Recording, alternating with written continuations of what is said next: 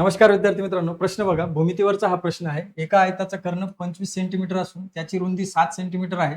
तर त्या आयताचे क्षेत्रफळ किती? असा प्रश्न आपल्याला विचारलेला आहे. मग आयताचे क्षेत्रफळ बरोबर काय असतं?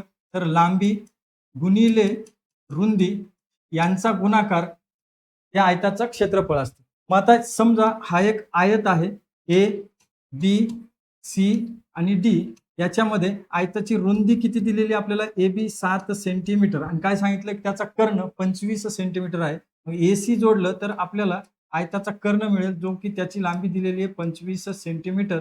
यावरून आपल्याला काढायचं आहे बी सी त्याची लांबी. मग आता जर तुम्ही व्यवस्थित निरीक्षण केलं तर आपण हा ए सी कर्णामुळे इथे ए बी सी हा एक त्रिकोण तयार झाला आणि या त्रिकोणामध्ये बी या कोणाचं माप 90 अंशाचं आहे. कारण आयताच्या चारी कोणाचे माप काय असतं? 90 अंशाचे. मग हा जो 90 अंश एका कोणाचं माप 90 अंश असणाऱ्या त्रिकोणाला काटकोन त्रिकोण असं म्हटलं जातं. आणि काटकोन त्रिकोणाच्या कर्णावरून आपल्याला त्याची उंची किंवा पाया या दोन्हीपैकी कुठली एक बाजू काढता येते. ती कशी?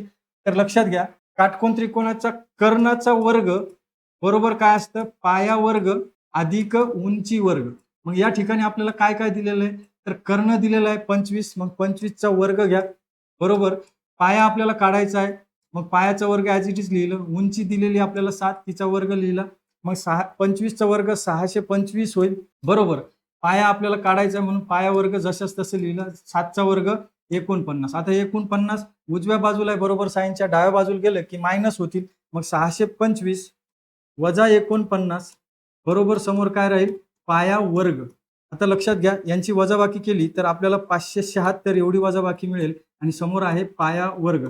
तर दोन्ही बाजूचा आपल्याला या ठिकाणी वर्गमूळ घ्यावं लागेल. मग इथे जर पाया वर्ग याचं वर्गमूळ काय निघेल? तर फक्त पाया राहील आणि 576 याचं वर्गमूळ जर काढलं तर आपल्याला काय मिळेल? 24. कारण 24चा वर्ग 576 आहे म्हणून 24 हे काय झालं? 576 या संख्येचं वर्गमूळ. मग पाया बरोबर किती मिळाला आपल्याला त्रिकोणाचा? 24 सेंटीमीटर. आता एबीसी याचा पाया 24 सेंटीमीटर म्हणजेच काय? तर आयत एबीसीडी याची लांबी काय मिळते आपल्याला? 24 सेंटीमीटर. मग आता आपल्याकडं आयताची रुंदी आहे, आयताची लांबी आहे. यावरून आयताचं क्षेत्रफळ बरोबर काय होईल? तर लांबी गुणिले रुंदी म्हणजे 24 गुणिले 7 बरोबर 168 चौरस सेंटीमीटर. हे काय मिळणार आहे आपल्याला? आयताचं क्षेत्रफळ. पर्याय क्रमांक ए हे या प्रश्नाचं राईट आन्सर आहे. या पद्धतीने हा प्रश्न तुम्हाला सोडवायचा असतो विद्यार्थी मित्रांनो. विद्यार्थी मित्रांनो, हे स्पष्टीकरण जर समजलं असेल तर या प्रश्नाचं उत्तर तुम्हाला कमेंट करून सांगायचं आहे. आणि हा व्हिडिओ आवडला असेल तर व्हिडिओला लाईक करा, शेअर करा आणि एसबी अकॅडमी चॅनलला सबस्क्राईब करा. धन्यवाद विद्यार्थी मित्रांनो.